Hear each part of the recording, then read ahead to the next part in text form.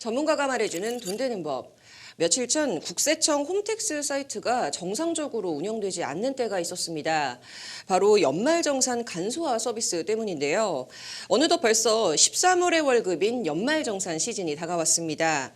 그래서 이번에는 연말정산에 대해서 2회에 걸친 시리즈로 내용을 구성해서 전달해 드리고자 하는데요.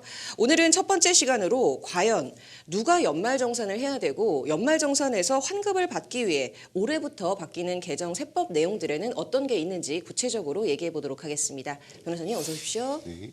세무사님 어서 오세요. 자, 드디어 이제 좀 연말 정산이 시작이 됐습니다. 세무사님도 이제 한창 바쁜 시기가 오신 것 같은데요. 네, 연말 정산 이거 어떤 의미가 있는 걸까요? 네, 한마디로 간단하게 말씀드리면 연말 정산은 근로자들의 종합소득세 신고다라고 말씀 좀 드릴 수가 있겠습니다. 이게 이론적인 부분이지만 앞으로 말씀드릴 연말 정산 시리즈를 이해하기 위해서 저희가 가장 핵심적인 내용만 간단히만 설명을 드리도록 할 텐데요. 22년도에 소득이 있었다고 한다면 22년도 소득분에 대해서는 종합소득세 신고를 하셔야 됩니다. 근데 근로자들 같은 경우에는 근로소득만 있기 때문에 직접적으로 종합소득세 신고를 하기 어렵잖아요. 그래서 23년도 2월달 급여를 지급할 때 편하게 종합소득세 신고를 할 수 있는 절차가 바로 연말정산이다라고 말씀드릴 수가 있겠습니다.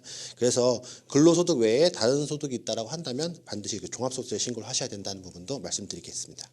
자, 이렇게 연말정산이 저희 같은 직장인들, 근로소득이 있는 사람들이 하는 거다라면 요즘에 유행하는 엔잡러라는 이제 부류가 또 있잖아요. 이분들은 연말정산만 해서는 안 되겠죠?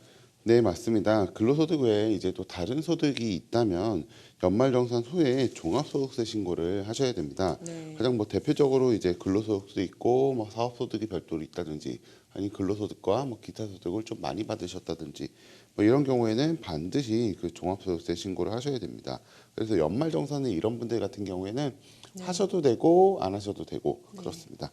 또 만약에 2022년에 근로소득세 외에 이제 퇴직소득 또는 양도소득 그리고 2천만 원 이하의 금융소득이 있으면 종합소득세 신고 의무가 있기 때문에 신고 의무가 없기 때문에 연말정산만 또 하시면 됩니다. 네.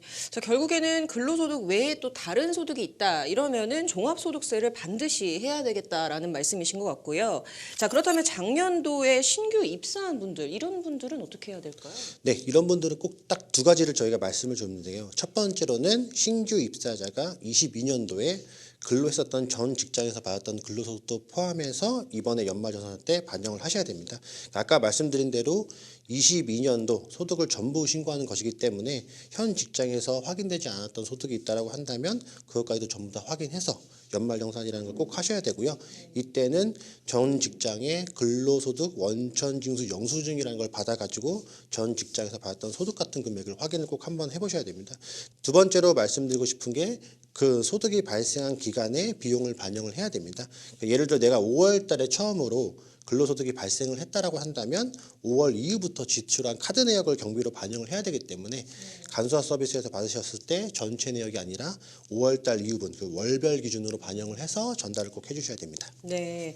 자, 결국에는 이제 2022년 전체 소득에 대해서 소득이 발생한 기간 동안만에 이 지출을 반영을 해서 연말정산을 하면 된다라는 말씀이시고요. 자, 그렇다면 사업소득이 있는 분들, 이 연말정산 때 환급을 많이 받는 게 오히려 좀 안 좋을 수도 있을까요? 네, 맞습니다. 앞서 설명드린 대로 이제 근로소득과 이제 다른 종합소득세 신고소득이 있다고 하신다면 네. 연말정산 때 많이 환급받으면 오히려 종합소득세 때는 또 많은 세금을 납부하실 수도 있습니다. 결국 세금은 이제 모든 소득을 전부 포함해서 납부해야 되고 우리나라와 같이 누진세 구간의 경우에는 소득이 합쳐질수록 더 많은 세금을 납부할 수밖에 없습니다.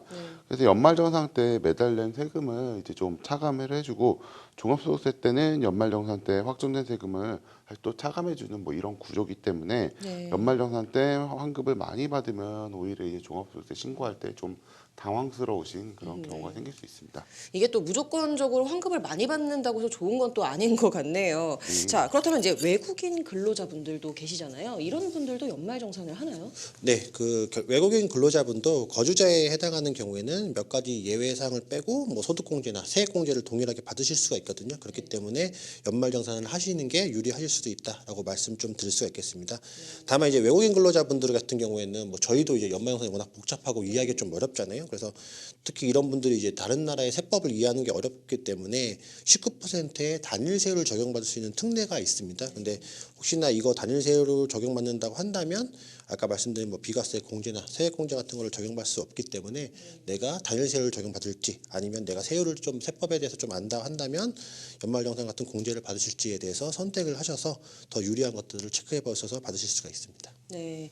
자, 개정된 세법들 중에서 이번 연말정산 때 우리가 꼭 알고 있어야 한다. 이런 내용들이 있다면 어떤 게 있을까요? 네, 뭐 세법은 워낙 자주 바뀌기 때문에 뭐 네. 이렇게 개정 세법 내용을 꼭 체크해 보셔야 됩니다. 뭐 다른 한쪽에서는 뭐 세법은 거의 뭐 잡지와 같다 뭐 이런 얘기 정도 할 정도인데요. 네. 뭐 다양한 내용들이 있는데 이 중에서 이제 가장 일반적으로 많은 분들한테 도움이 될 만한 내용들 그것만 먼저 추려서 말씀드리면 가장 먼저 이제 자가운전 보조금 적용 대상이 확대되었습니다. 네. 이전까지는 이제 4명이 차량을 운전해야지만 보유하고 운전해야지만 네. 이제 자가운전 보조금 비과세 적용을 받을 수 있었습니다. 그런데 이제 올해부터는 이제 본인 명의로 이제 빌린 임차한 그런 차량의 경우에도 이제 공제받을 수 있기 때문에 네. 혹시나 이제 뭐 리스나 뭐 네. 렌트, 뭐 구독 서비스로 차량을 이용하시는 경우에도 네. 공제받을 수 있는 그런 장점이 생겼고요. 네. 그리고 이제 주택 임차 차입금 원리금 상환에 이제 이 중에서 소득 공제를 받을 수 있는 한도가 연간 이제 300만 원에서 400만 원으로 이제 100만 원 정도 상향이 됐습니다. 네. 그 마지막으로 중소기업 취업자에 대한 그 소득세 감면이 연장됐습니다. 자, 세무사님 마지막으로 안내해 주실 내용이 있으시다면요? 네, 저희가 처음에 설명드린 대로 연말정산은 이렇게 종합소득세 신고를 대신해서 하는 거라고 말씀을 좀 드렸잖아요. 그래서 내가 이번에 회사에서 예를 들면은 뭐 다음 주까지 내라고 했는데 내가 그 부분을 놓쳤다, 공제를 받고 싶었는데 내가 놓쳤다라고 한다면 다가오는 5월달에 종합소득세 때 그 부분을 반영해서 다시 신고를 하시면 됩니다. 그 예를 들면 이제 내가 인적 공제를 받았어야 되는데 놓친 경우도 있으실 거고 아니면 그러면 내가 추가로 5월달에 신고하셔가지고 더 이제 환급을 더 받으실 수가 있는 거고 그리고 아까 제가 실수 말씀드린 것처럼 내가 이중으로 잘못 나왔다라고 한다면 이를 수정해서 신고하신다 하더라도 올해 5월까지 신고하시면은 가산세 같은 불이익이 발생하지 않거든요.